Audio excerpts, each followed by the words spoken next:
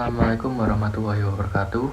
Sugeng dalu rencang-rencang tepangaken nami kula Afan El Araza Ardi saking kelas 11 jurusan Desain Komunikasi Visual wonten SMK Negeri 1 Wonosobo. Alamat kula wonten ing Dusun Munggang, Kecamatan Mojo Tengah, Kabupaten Wonosobo. Kula badhe nyarios kalangkungan lan kekurangan kang kula gadhahi. Ingkang sepisan kula gadah kelangkungan saged menulis gambar, video lan damel desain logo.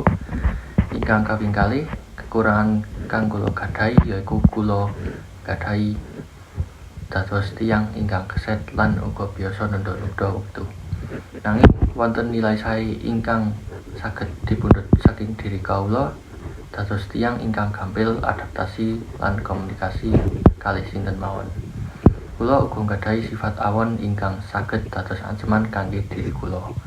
Inggih punika gampil manahaken babagan ingkang boten wigatos. Kula ugi inggih punika tiyang ingkang remen interaksi lan komunikasi kaliyan sinten mawon.